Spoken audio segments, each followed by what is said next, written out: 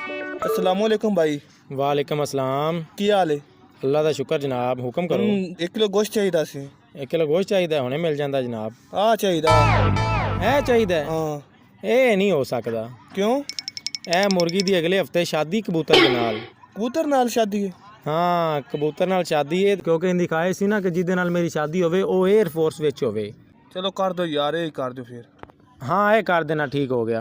चलो उस्ताद जी, गर्दन सीना ते लेग पीस ते कलेजी बोटा ये ना करो बस। ਕਿਉਂਕਿ ਗਰਦਨ ਪੋਟਾ ਕਲੇਜੀ ਤੇ ਸੀਨਾ ਵਗੈਰਾ ਨਹੀਂ ਪਾਣੀ। ये नहीं पानी। ਇਹ ਮੁਰਗੀ ਫੜ ਘਰੋਂ ਜਾ ਕੇ ਨਾ ਇਹ ਜਿਹੜਾ ਪਾਰਟ ਤੂੰ ਲੈਣਾ ਹੈ ਨਾ ਉਹਦੇ ਤੇ ਨਿਸ਼ਾਨ ਲਵਾ ਕੇ ਪੂਰਾ ਇੱਧਰ ਮਾਰ।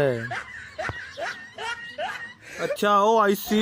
ਉਹ ਨਹੀਂ ਉਹ ਆਈ ਹੁੰਦੀ ਤੇ ਇੱਥੇ ਅੱਲਾ ਦੇ ਬੰਦੇ ਧਮਾਲ ਪੈ ਜਾਣੀ ਸੀ। ਉਹ ਹੀ ਤੇ ਨਹੀਂ ਨਾ ਆਈ। चल दे फिर। ਉਹ ਨਹੀਂ ਤੂੰ ਨਿਕਲ, ਤੈਨੂੰ ਦੇਣਾ ਹੀ ਨਹੀਂ ਨਾ ਕੁਝ। ਚੱਲ ਨਿਕਲ ਜਾ। ਓਏ ਮੌਲਵੀ ਇੱਧਰ ਮਾਰ। हाँ जी उस्ताद जी। ਸਾਰੀ ਦਿਹਾੜੀ ਸੁੱਤਾ ਰਹਿਣਾ, ਕਦੇ ਅੱਡੇ ਤੇ ਵੀ ਆ ਜਾਇਆ ਕਰ।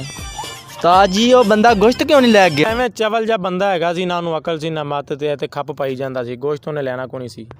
अच्छा ਅੱਛਾ ਤੂੰ ਹੁਣ ਇੰਜ ਕਰ ਕਿ ਇਹ ਨਾਲ ਦੇ ਹਾਤੇ ਵਿੱਚ ਜਾ, 300 ਦਾ ਗੋਸ਼ਤ ਲੈ ਕੇ ਗਿਆ ਹੈ ਤੇ ਜਾ ਉਹਦੇ ਕੋਲ ਪੈਸੇ ਲੈ ਕੇ ਤੇ ਖੱਟਾ ਗੇਟ ਹੀ ਉਹਨਾਂ ਦਾ अच्छा ਤੇ ਜਾ ਉਹਨਾਂ ਕੋਲ ਜਲਦੀ ਪੈਸੇ ਲੈ ਕੇ ਆ ਜਾ। चल मैं लै आना।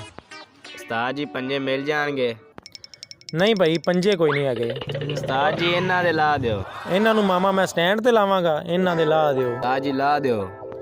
ਉਹ ਚੱਲ ਲੈ ਨਿਕਲ ਜਾ, ਸਾਰੇ ਰਹਿਕਲੇ ਲੱਗੇ ਆਂਦੇ ਨੇ ਅੱਜ ਤੇ। भाई किलो गोश्त दे दे। ਲੈ ਉਹਨੇ ਦੇ ਦੇਣਾ ਜਨਾਬ। अरे भाई इसका गला क्यों दबा रहे हो? ਉਹ ਤੈਨੂੰ ਹਲਾਲ ਕਰਾਂਗਾ ਨਾ। ऐसे तो मर जाएगी ना। ਹੋਰ ਐਵੇਂ ਖਾਣੀ ਹੂੰ? ਐਲਾ ਖਾ। ਉਹਨੂੰ ਮਾਰ ਕੇ ਤੇ ਉਹਨੂੰ ਹਲਾਲ ਕਰਾਂਗਾ। फिर ऐसे उसको तकलीफ होगी ना। ਉਹ ਚੱਲ ਨਿਕਲ ਤੂੰ। ਕੀ ਤੂੰ ਭੈਣ ਅਕਬਰ ਆ ਗਿਆ ਇੱਥੇ? ਅੱਜ ਤਾਂ ਸਾਰੇ ਰਹਿਕਲੇ ਹੀ ਮੱਥੇ ਵੱਜੇ ਨੇ, ਕੋਈ ਵੀ ਸੁਰ ਦਾ ਗਾਹਕ ਆਉਂਦਾ ਹੀ ਨਹੀਂ ਪਿਆ। ਸੁਬਾ ਦੀ 1 ਰੁਪਈਆ ਵੀ ਨਹੀਂ ਦਿਹਾੜੀ ਵੱਟੀ। ਹਾਂ ਮੌਲਵੀ ਲੈ ਆਏ ਪੈਸੇ?